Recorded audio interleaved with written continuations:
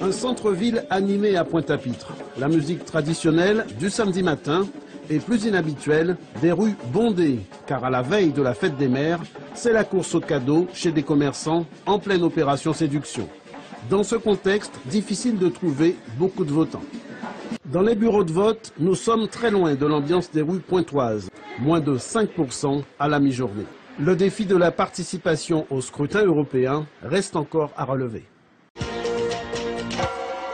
Avec un peu plus de 75 000 votants, la section Atlantique enregistre une baisse sensible du taux de participation aux élections européennes, près de 4 points de moins que lors du précédent scrutin en 2009.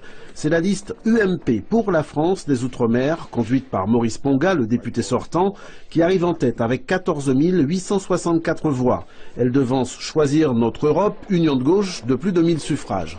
En troisième position, l'Union pour les Outre-mer du désormais divers gauche, le sortant Youssouf Omarji, en dessous des 15%. Depuis le 1er janvier 2014, la directive européenne de 2006 est appliquée pour le contrôle des eaux de baignade. Selon cette nouvelle réglementation, les eaux de 2 sites sont impropres, le bassin de Dolé à Gourbert et la plage de Viard à Petitbourg. 98% des sites de baignade de Guadeloupe et des îles du Nord sont donc dans les normes côté analyse, mais côté respect des normes administratives, des progrès sont à faire vu les nouvelles obligations de la directive.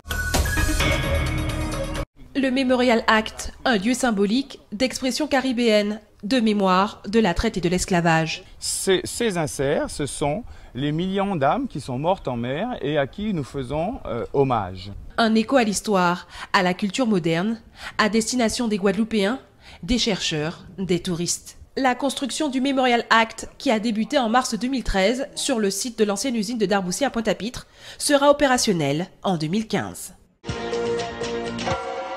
Des heures et des heures de travail pour ces passionnés de généalogie. Dans la salle des microfilms des archives de Paris, ils pistent les traces de leurs ancêtres esclaves. Ce long travail pour sortir les esclaves de l'anonymat a commencé en 2006. À ce jour, 30 000 patronymes ont été répertoriés par l'association CM98. Il y a 2 ans, le CM98 a acquis des archives d'actes notariés qui compilent les achats et les ventes d'esclaves. Ces documents sont toujours en cours d'analyse. Ils devraient permettre de retrouver d'autres ancêtres. Toujours plus haut, toujours plus loin. L'Open de Saint-François, région Guadeloupe, réunit cette année pas moins d'une dizaine de nationalités. Le tournoi devient une étape incontournable pour beaucoup de joueurs européens. Pour la première fois, le tournoi accueille 4 champions caribéens, preuve de l'attrait pour cette compétition. En 4 ans, le golf a réussi à se tailler une place de choix dans la Caraïbe et sur le circuit européen. Avec l'aide de fonds privés et publics, l'Unique Golf de Guadeloupe se positionne aujourd'hui comme un véritable outil sportif et touristique.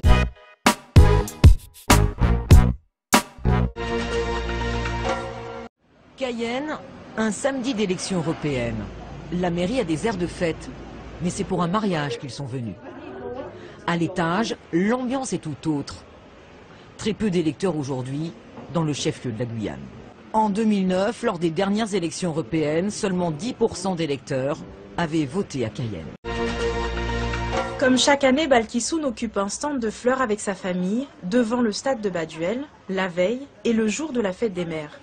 Ce matin, la clientèle afflue encore pour tenter de dénicher le cadeau qui mettra le sourire aux lèvres. Une nouvelle tendance a même été observée, celle d'offrir des fleurs à d'autres mamans. La rose, toujours la rose, un symbole qui reste malgré tout ancré dans nos habitudes. Bonne fête maman, bonne fête maman.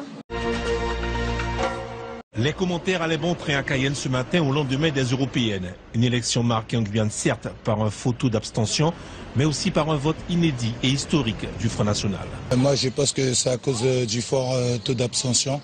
Pour la Guyane c'est pas très bien parce qu'il y a tellement de populations différentes, tellement d'ethnies différentes. Je trouve ça franchement dommage. Pourquoi pas Front National aussi? Avec 1100 voix, le Front National n'arrive qu'en 3e position en Guyane, juste derrière l'UMP et Guyane Écologie Les Verts. Donner envie d'architecture au grand public, telle est l'intention des journées portes ouvertes de l'architecture. Il y a des visites organisées à destination des lycéens et aussi des visites guidées au niveau du grand public. L'idée c'est de faire découvrir des en plus des agences d'architecture, où se crée l'architecture au quotidien, des bâtiments emblématiques de la ville de Cayenne. Le bâtiment de la direction des affaires culturelles est réhabilité dans sa partie ancienne. La partie moderne est en phase finale. Lors de ces visites, les architectes montreront leur savoir-faire pour mettre en valeur le patrimoine en le faisant cohabiter avec de nouvelles constructions. Suspendus aux lèvres de Julie, la conseillère technique en élevage de bovins, les agriculteurs ne perdent pas une miette de ses explications sur l'alimentation de ces animaux. Face au rendement parfois très faible de certains de ces éleveurs, l'ingénieur a décidé de mettre en place ces formations. Ces éleveurs guyanais sont tous motivés à l'idée de développer ou de consolider leurs connaissances. Après l'alimentation des bovins, la prochaine session aura pour thématique leur reproduction.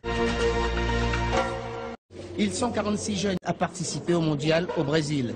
Sur les 50 000 jeunes retenus pour encadrer, diriger, orienter et accueillir les différentes délégations et associations mondiales qui seront à la Coupe du Monde de football. Chaque volontaire a reçu une formation générale en histoire de la Coupe du Monde, histoire du Brésil, formation en anglais, portugais pour les premiers secours et la sécurité. Leur départ est prévu le 6 juin à Manaus et Natal, lieu de leur mission.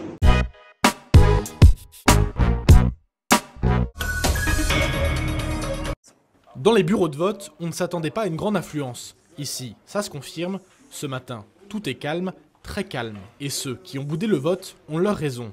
C'est flou, on n'a pas eu assez d'informations. Moi, on est venu m'expliquer chez moi comment ça se passe. Parce que je ne votais pas l'Europe. Je n'ai jamais voté l'Europe, c'est la première fois. Et je suis fière, je suis contente qu'on m'a tout expliqué vu mon âge. Comprendre pour aller voter, peut-être l'une des solutions à l'abstention. Ils sont venus des 4 coins de la Martinique célébrer l'Afrique libre. Un moment plutôt festif, entamé par un tournoi amical de football.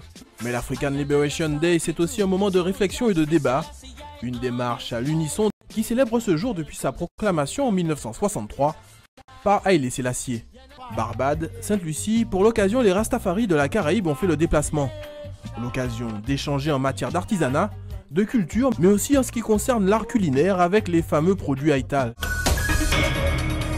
Comprendre comment la chlordécone passe du sol aux plantes est la clé d'une meilleure gestion des cultures à venir. L'une des stratégies de la dépollution de nos sols serait de cultiver des variétés qui n'absorbent pas la molécule. L'agriculteur peut choisir des productions qui ne vont pas beaucoup transférer la chlordécone et qui vont permettre de produire des denrées saines, telles que les tomates, les fruits, comme les goyaves, l'ananas, la banane, les citrons, etc., sans aucun risque de contamination.